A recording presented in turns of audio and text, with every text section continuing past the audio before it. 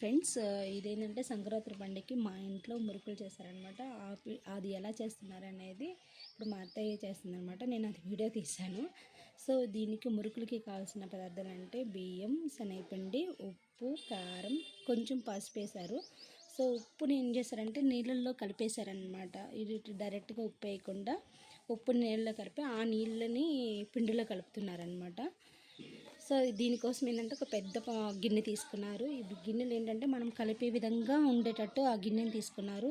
దాంట్లో కొంచెం కొంచెంగా నీళ్లు పోసి కలుపుతున్నారు. అంటే ఒకేసారి నీళ్లు పోయట్లేదు అనమాట. మొత్తం ఆ పిండిని కొంచెం కొంచెంగా కలుపుతున్నారు. అంటే మనకి కన్సిస్ట్ ఎలా ఉండాలంటే ఒక ముద్దలాగా ఉండాలన్నమాట. ఇది అంటే ఈ ముద్దలాగా చేస్తే ఏంటంటే మనము ఒత్తుకునేటప్పుడు చాలా ఈజీగా అయిపోద్ది అనమాట. మళ్ళీ పొడి పొడిగా ఉంటే మళ్ళీ కష్టంగా ఉంటుంది అనమాట.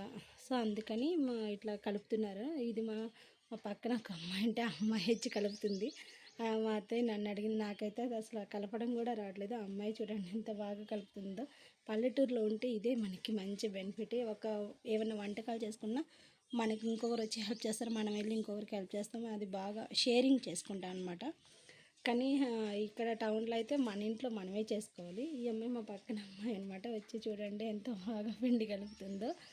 సో అలా పిండి మొత్తాన్ని బాగా మొత్తం మిక్స్ అయ్యేటట్టు కలుపుకోవాలి. అప్పుడు కొంచెం కొంచెంగా వాటర్ పోసుకోవాలన్నమాట. అయితే పిండి మొత్తము ఒకటే గిన్నెలో కలిపాక ఎక్కువైందని కొంచెం తీసారనమాట. తీసి మళ్ళీ కలుపుతుందనమాట. ఒకే గిన్నెలో కలిపితే అది కలపడానికి కొంచెం ఇబ్బందిగా ఉందన్నమాట. అందుకని ఇంకో గిన్నెలో తీసి ఇక ఈ గిన్నెలో కొంచెం వేరే గిన్నెలో కొంచెం కలుపుతుంది. ఇదిగో ఇప్పుడు చూడండి, లోపల నుంచి మొత్తం చూస్తుంటే మీకు అదే పిండి మొత్తం కలిసే వరకు అమ్మాయి కలుపుతూనే ఉందన్నమాట. సో అట్లా మనం పిండి మొత్తాన్ని బాగా ముద్దలాగా వచ్చేలా చూసుకోవాలన్నమాట. అప్పుడు చూడు మా అత్తయ్య టేస్ట్ చేస్తుంది ఇప్పుడు దాంట్లో అలా ముద్దలాగా అయిందా లేదా అని. సో ఇంకా సరిపోయిందనమాట. ఈ కన్సిస్టెంట్ ఉంటే మనము మురుకులు అనేది ఒత్తుకోవడానికి చాలా ఈజీగా ఉంటుంది అనమాట.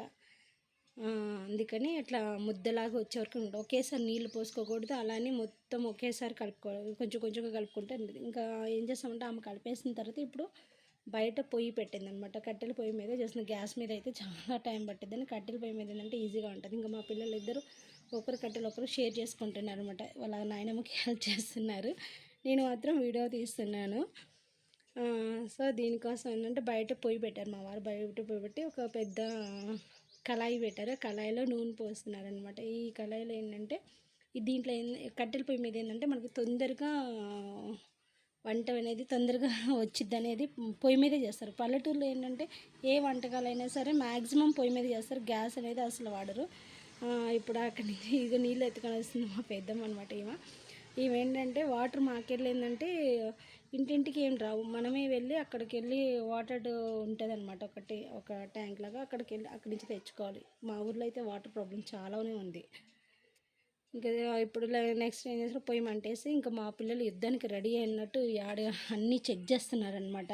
ఏమేమి తెచ్చాము ఏమేమి తేలేదు అని అన్ని ఇద్దరు టెస్ట్ చేస్తున్నారు. ఇందులో ఏంటంటే అన్నీ టెస్ట్ చేసుకొని వెళ్తున్నారనమాట. వీటన్నిటిలో ఇప్పుడు చూడండి బాగా నూనె కాగింది. ఇప్పుడు మనం ఒత్తుకోవడానికి గల 2 వాటిలో వేసి అవి ఒత్తేస్తున్నాము. అదిగోండి ఇలా ఒత్తేసుకొని నూనెలో కాసుకొని అది తీసేసుకోవడం అనమాట.